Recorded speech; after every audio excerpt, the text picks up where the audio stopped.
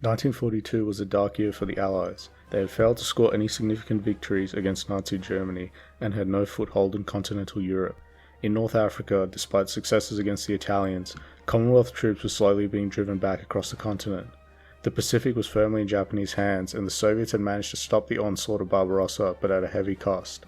The Dieppe raid was an attempt by the Allies to gain a foothold in continental Europe, make a crack in the Atlantic Wall, and raise Allied spirits. The raid was, however, a disaster, resulting in heavy casualties for the raiders, particularly the Canadians, with no gains. This video will cover the lead up to the raid itself, and the aftermath and its consequences.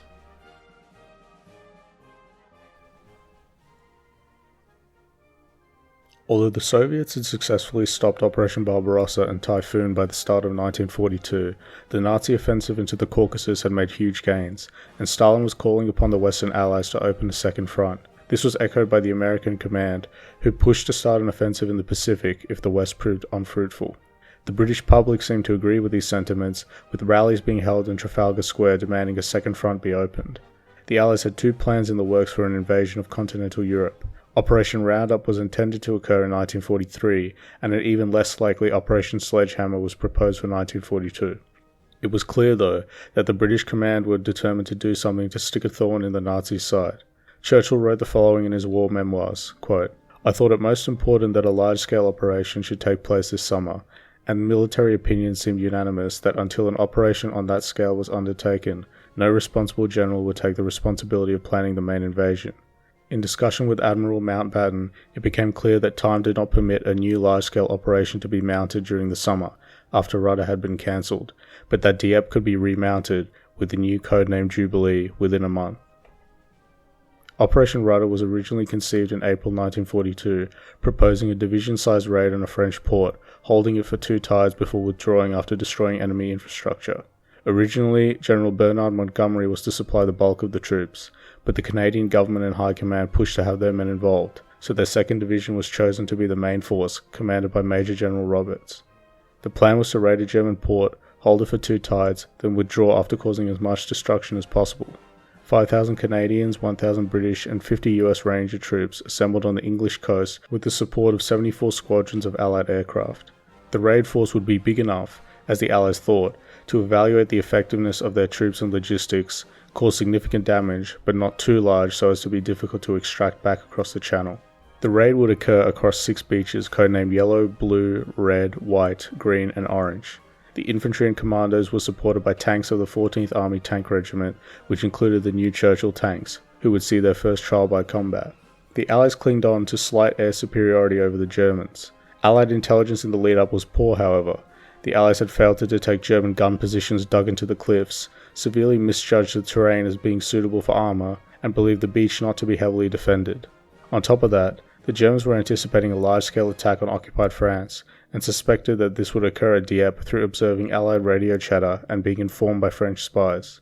Thus, as August 18, 1942 approached, the Allied troops readied for the amphibious assault, and the Dieppe raid began.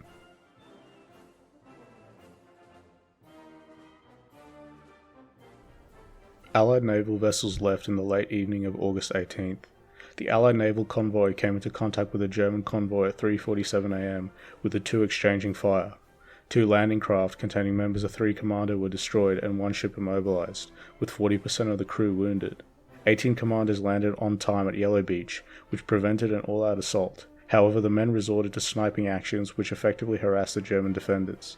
Soldiers of 4 Commando, which included the small contingent of US Rangers, landed with much more success at Orange Beach, and in spite of fierce fighting managed to overrun a coastal gun position containing 6 150mm guns. 4 Commando then withdrew successfully at 7:30 am. At Blue Beach, 3 Commando and a contingent of Canadian troops landed with delay, and any element of surprise was lost. Upon hitting the shores, the Canadians were pinned down behind the seawall, and a perfectly placed German bunker wiped out the Royal Regiment of Canada's men. Of the 556 who took part in the raid, 200 were killed and 264 were captured.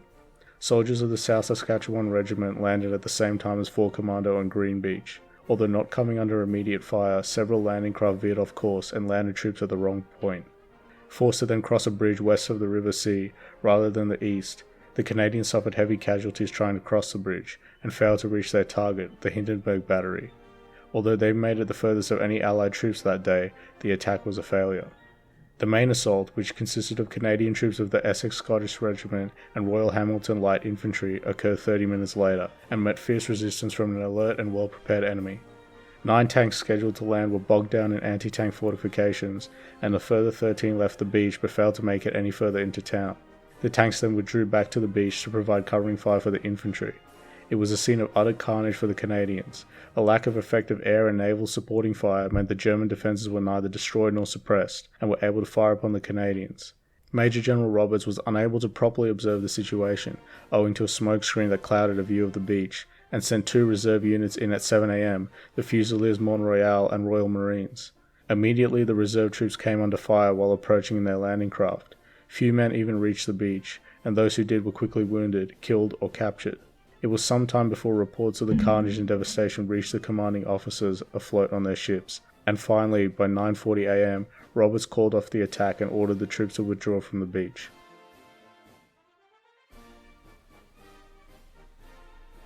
The Dieppe raid was an unambiguous disaster for the Allies. Only one group of soldiers, 4 commando, managed to actually achieve their objective with limited casualties, while all other troops involved had failed. 4,000 Allied troops were killed, wounded, or captured, and the late withdrawal added to further casualties amongst naval officers manning the landing craft during the evacuation. The German defenders, who had secured a set of Allied plans after the raid was over, were unimpressed with this rigidity. The brand new Churchill tanks also failed to impress the Germans, who viewed them as inferior to German and even Soviet armour. The Luftwaffe had performed effectively, and German defences had proved to perform well as well. The Germans did note shortcomings in their defences, however, including communicating the location of naval craft once detected to their superiors. One German battery even refused to engage Allied craft, believing them to be friendly. Although the Allies had failed at Dieppe, they learned some extremely important, if costly, lessons about amphibious landings, which would be utilised to great effect in future military operations. Lesson number 1 was that capturing a usable port early was the first and most influential factor in determining the success of an amphibious operation. It was crucial for logistics, to keep supplies and troops flowing. It also prompted the creation of things like mulberry harbours and pipelines under the ocean, or Plutos. This would allow the Allies to convert underdeveloped ports and beaches into effective logistical hubs, and would be utilised to remarkable effect in future operations in North Africa, Italy, and elsewhere. Lesson 2 was the importance of gathering accurate and detailed intelligence. Allied reconnaissance leading up to Dieppe was nothing but poor. They had used outdated maps and failed to understand the terrain properly prior to the landing. The Allies had little clue about the German coastal gun positions dug into the cliffs further away from the beach.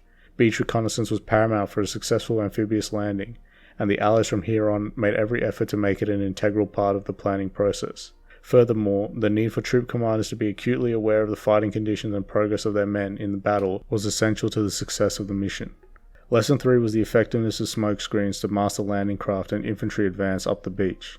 This was something even the Germans praised in their after-action reports following the raid.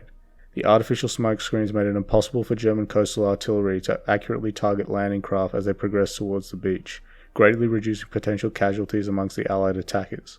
A report from the German 302nd Divisional Artillery Command on August 20th read the following. Main successes came from shooting under observation. This could only be achieved when the observation posts for each battery were directly next to the coast, so that their observation was not obscured by fog or artificial smoke. Other lessons included the importance of having armoured landing vehicles to protect troops from small arms fire, and the creation of special armoured vehicles to protect engineers and other troops as they advanced up the beach.